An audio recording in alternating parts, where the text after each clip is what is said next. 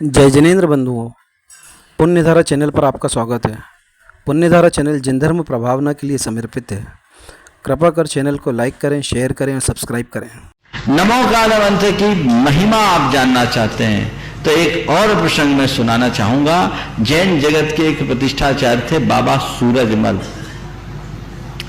वो ट्रेन में यात्रा कर रहे थे, अपनी सीट पे बैठे थे और उसी समय एक औघड़ बाबा आया। औघड़ बाबा थोड़े झक्की मिजाज के होते हैं। उन्होंने क्या किया, आते ही लोगों को धमकाकर पूरा कंपार्टमेंट खाली करा लिया। और जब बाबा जी से कहा तो उन्होंने कहा, भाई मैं क्यों उठूं, मेरा रिजर्वेशन, मैं अपनी सीट पर बैठा हूं। उन्होंने कहा, बच्चा उठ, नहीं तो तुझे कच्चा खा जाऊंगा। पर ये पक्के थे, ये बिल्कुल डगमगाए नहीं और दृढ़ता पूर्वक वे अपने स्थान पर बैठे रहे। जब देखा कि ये नहीं मिल रहा है तो उस साधु को गुस्सा आ गया और उसने इनके विरुद्ध मंत्र प्रयोग करना प्रारंभ कर दिया। जब उस साधु ने मंत्र प्रयोग करना शुरू किया, उनकी भाव भंगिमा को देखे तो बाबा जी ने चुपचाप नमोकार मंत्र जपना शुरू कर दिया। ये नमोकार जपे, इधर वो साधु पसीना में तर, पसीना पसीना, हालत खराब। काफी देर बीत गई, 2-2.5 घंटे बीतने के बाद वो उठा, टॉयलेट में गया और जब टॉयलेट से वापस नहीं लौटा तो लोगों को शंका हुई। काफी देर बाद जब टॉयलेट से लौटा नहीं, लोगों ने देखा टॉयलेट अंदर से बंद। जब अंदर झांक कर देखा गया तो बाबा वहीं ढेर हो गया था, उसकी मृत्यु हो गई थी। वजह, उस व्यक्ति ने गुस्से में आकर मारण मंत्र का प्रयोग किया और मारण मंत्रों के प्रयोग के विषय में ऐसा कहा जाता है कि वो निष्फल नहीं जाता।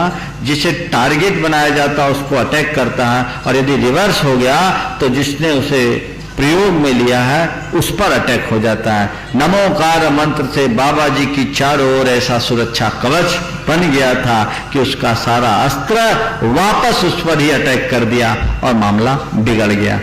अगर कोई नमोकार मंत्र लिखता है तो एक महिला कानपुर की थी, मछली की तरह तड़पती थी।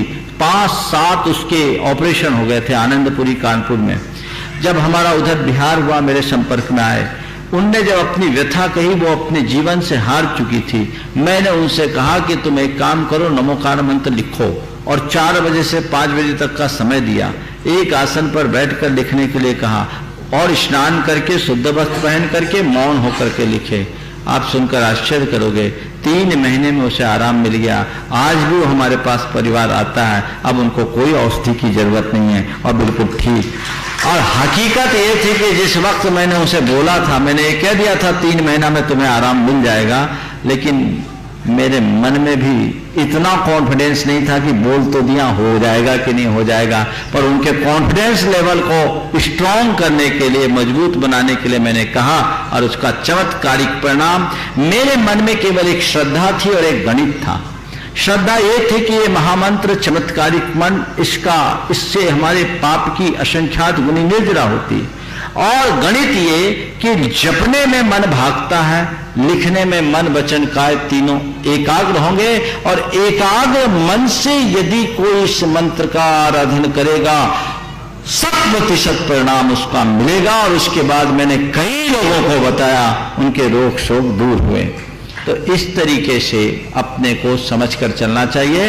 ये महामंत्र है, इसकी महिमा अनुपम है, उसे उसी ढंग से देखना चाहिए। जिन धर्म प्रभावना के लिए पुण्यधारा चैनल को लाइक करें, शेयर करें और सब्सक्राइब करें।